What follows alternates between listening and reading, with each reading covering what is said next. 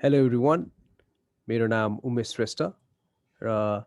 I'm a teacher and a teacher developer from Kathmandu Nepal. आजको यो भिडियोमा चाहिँ फेसबुकमा यो शिक्षा भन्ने एउटा पेज छ, त्यसमा पोस्ट भएको एउटा पोस्टको बारेमा मेरो आफ्नो एनालिसिस र इलाबोरेसन गर्दैछु। यो पेज अति नै पपुलर छ अमङ टिचर्स एन्ड एजुकेटर्स र यो पेजमा दैनिक धेरै पोस्टहरू हुन्छन्, कुनै policy related, curriculum related, teaching learning रिलेटेडहरू पनि हुन्छन् यसमा, न्युजहरू पनि आउँछ यसमा। मलाई एकदम मनपर्ने चाहिँ I go to the comment section and check the comments र फनी कमेन्ट्सहरू, सर्कास्टिक कमेन्टहरू, ब्लेम, सेम गर्ने कमेन्टहरू पनि टन्नै हुन्छ त्यहाँ। बट आज चाहिँ म अलिकति एउटा पोजिटिभ लागेको एउटा पोस्ट र त्यसमाथि एनालिसिस र इभ्यालुएसन गर्दैछु, इलाबोरेट गर्दैछु because this concerns about teaching and learning. र यो पोस्ट चाहिँ शिक्षण सिकाइका प्रयोगात्मक चरण के हुन् भनेर छ। अनि यसमा पाँचवटा स्टेजेसहरू, पाँचवटा पोइन्टहरू मेन्सन गरेको छ।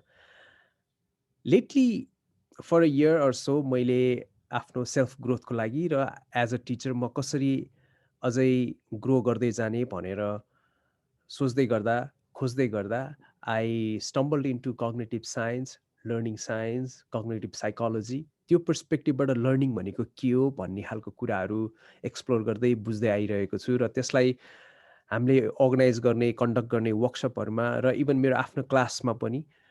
त्यो पर्सपेक्टिभको इन्साइटहरूलाई चाहिँ इम्प्लिमेन्ट गरिरहेको छु। र यो पोस्ट देख्न साथ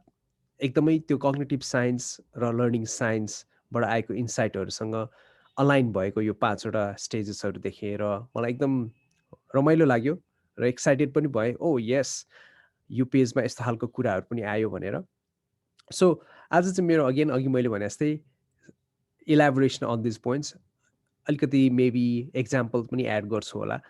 that way we can understand what these 5 stages exactly are र एज अ टिचर हामीले क्लासमा कसरी यसलाई इम्प्लिमेन्ट गर्न सक्छौँ भनेर है त। So first point is about उत्प्रेरणा जगाउने, यसलाई मोटिभेट द लर्नर्स भनेर भनौँ। र यसमा 3टा पोइन्ट मेन्सन गरिएको छ। वातावरणको सिर्जना, विषयको महत्त्व झल्काउने र रुचि जगाउने। Absolutely I agree with these 3 points. Even before the students are ready to learn, we have to motivate them by making them understand कि हामीले सिक्न लागेको कुरा चाहिँ के हो र किन सिक्न लागेको हो। अब एकदमै डिटेलमा फिलोसफिकल लेभलमा थाहा नभए पनि, फर इक्जाम्पल फिजिक्स पढाउँदै हुनुहुन्छ भने फिजिक्सको एकदम डिप स्ट्रक्चरको कुरा थाहा नभए पनि अलिकति क्रिएटिभिटी अथवा इमेजिनेसन स्पार्क गर्ने टाइपको क्वेसनहरू सोधेर र यसलाई हामीले डेली लाइफमा कता कता देखिरहेछौँ त भनेर अलिकति एक्सप्लोर गर्न लगाएर if we go into the content, then the students are possibly, है त फेरि यसमा मेरो एउटा डिस्क्लेमर चाहिँ पोसिबली, किनभने 100% स्योर त केही कुरा पनि हुँदैन। So the students will possibly be very very motivated when they know why they are learning something. अनि वातावरण सिर्जना गर्ने पर्सपेक्टिभबाट हेर्दाखेरि चाहिँ क्लासरुमको सेटअप, बेन्च टेबलको सेटअप, अनि त्यहाँ भएको मटेरियल, त्यो फिजिकल पर्सपेक्टिभ पनि प्लस अलिकति इमोसनल पर्सपेक्टिभबाट पनि वातावरण सिर्जना गर्नुपर्छ होला। Like are you feeling safe enough to take risk in that classroom, त्यस्तो खालको रिलेसनसिप कस्तो छ स्टुडेन्ट टिचरको, त्यहाँ उनीहरूले फ्रिली क्वेसन एन्सरहरू गर्न पाउँछन् कि पाउँदैनन्, उनीहरू एक्सप्लोर गर्न पाउँछ कि पाउँदैनन्, मिस्टेकहरू गर्दाखेरि कस्तो खालको रेस्पोन्स आउँछ टिचरबाट। सो यो सबै कुराहरूलाई चाहिँ हामीले वातावरणसँग जोड्न सक्छौँ र यो सबै कुराहरू पोजिटिभली अलाइन भयो भने चाहिँ स्टुडेन्टहरू मोटिभेटेड हुन्छन्। So the first step is to motivate the learners. Second step विषयवस्तुमा प्रवेश छ। So only after the students are ready to learn, र यसमा अटेन्सनको पर्सपेक्टिभबाट पनि हेर्नुपर्छ because learning happens what we attend to, or we only learn what we attend to, and learning is or attention is the gateway to learning पनि भनेर भनिन्छ। So त्यो अटेन्सनको लागि, फोकसको लागि चाहिँ एज अ टिचर हामीले ओरिएन्टेड अथवा डिरेक्ट गर्नुपर्ने हुन्छ। अब कतातिर जाँदैछौँ है त हामी। सो हजुरको target point A to point B, अझै कङ्क्रिटली भन्नुपर्दा मेरो एकदम फेभरेट इक्जाम्पल, हजुरको टार्गेट चाहिँ काठमाडौँदेखि पोखरा हो भने okay we have to guide the students and direct their focus and attention and work and engagement towards Pokhara हैन काठमाडौँबाट भक्तपुरतिर अथवा काठमाडौँबाट धुलीखेलतिर गयो भने चाहिँ probably हुन्छ नि उनीहरूको लर्निङलाई इफिसिएन्टली हामीले ह्यान्डल गर्न सक्दैनौँ है इट्स ओके कहिलेकाहीँ एक्सप्लोर गर्न सकिन्छ मिस्टेक गर्न सकिन्छ काठमाडौँबाट धुलीखेल पुग्दाखेरि पनि रमाइलै होला बट रमाइलो हुने is that the whole learning intention अथवा लर्निङ अब्जेक्टिभ त्यो पनि विचार गर्नु पर्ला होइन so when we start the learning journey उनीहरूलाई यहाँ मेन्सन गरेको जस्तै ज्ञातबाट अज्ञाततिर अति वन्डरफुल्ली लेख्नु भएको छ यो एकदम मन पर्यो प्रत्यक्षबाट अप्रत्यक्ष because learning happens on the basis of what you already know त्यो पनि कग्नेटिभ साइन्सको एउटा one of the basic principles हो फाउन्डेसनल प्रिन्सिपल्स भनौँ न everything that we learn on the basis of our prior knowledge so what we already know माथि unknown कुराहरू थप्दै थप्दै जाने हो नि त सो ज्ञातबाट अज्ञात अति दामी थर्ड स्टेप इज विधि र सामग्रीको प्रयोग छ जसलाई चाहिँ ब्लेन्डिङ मेथड्स एन्ड मटेरियल्स पनि भनेर भनौँ यसमा तीनटा कुरा छ ज्ञान सिप र धारणा knowledge skills and beliefs or attitude or values भने पनि हुन्छ धारणालाई सो यो अभिवृद्धि गर्ने उपयुक्त शिक्षण विधि र सामग्रीको प्रयोग गर्ने कुरा गरेको सो अघि पोइन्ट 2 मा मेन्सन गरेको जस्तै प्रायर नलेज प्रायर स्किल र प्रायर बिलिफ अझै इन्हान्स गर्ने खालको शिक्षण विधि र सामग्रीको प्रयोग गर्नुपर्ने हुन्छ सो कमिङ ब्याक टु अहिलेको एक्जाम्पल काठमाडौँदेखि पोखराको एक्जाम्पल छ भने हुन्छ नि सो काठमाडौँदेखि पोखरा जानलाई चाहिने knowledge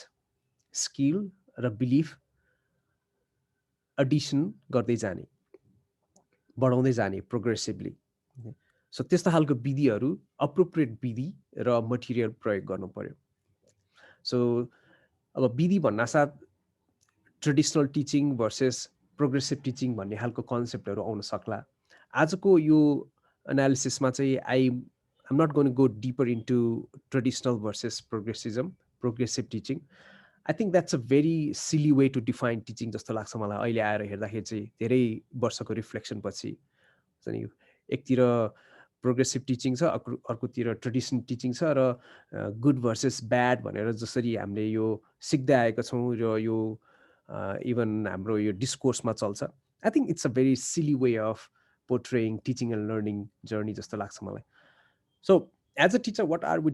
going to do is help our students become effective learners at the end of the day that's our motive that's our objective so त्यसको गर्नको लागि sometimes we need to depend on traditional भनिएको teaching methodology sometimes we need to depend on progressive भनिएको teaching methodology so blend गर्नु नै उपयुक्त हुन्छ होला हैन एउटा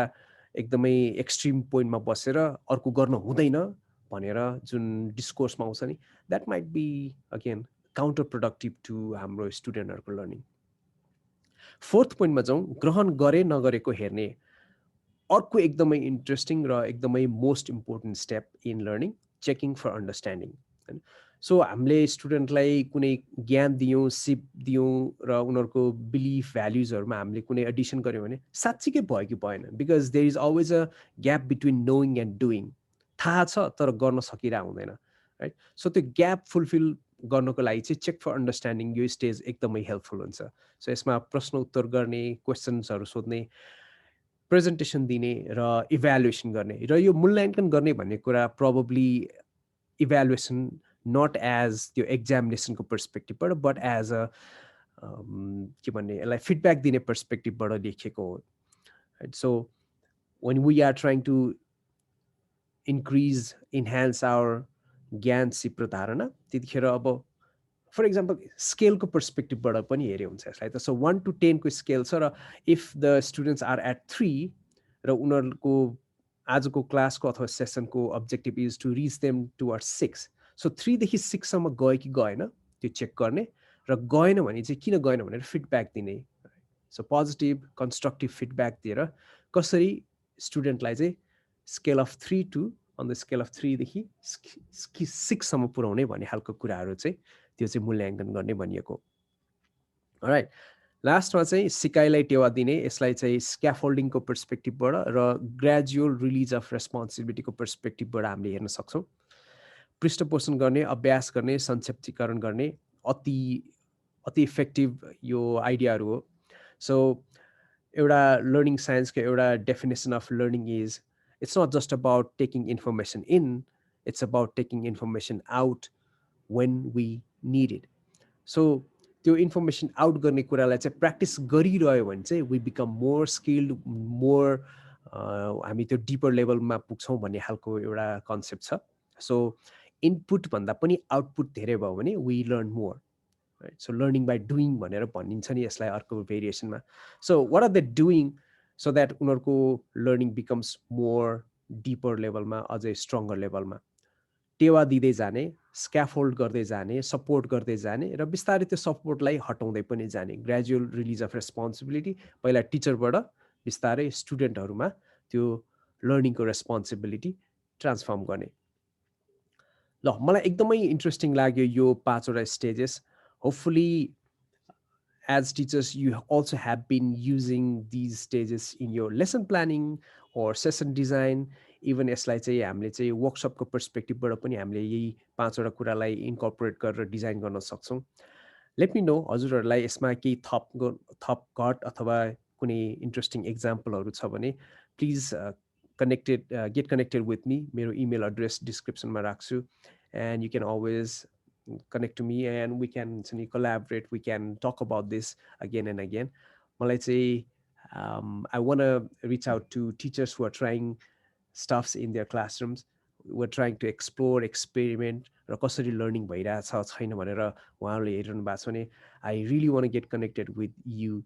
है त। So one more time, my name is Umesh Shrestha and I'm a teacher and a teacher developer from Kathmandu, Nepal. I'll see you in the other video.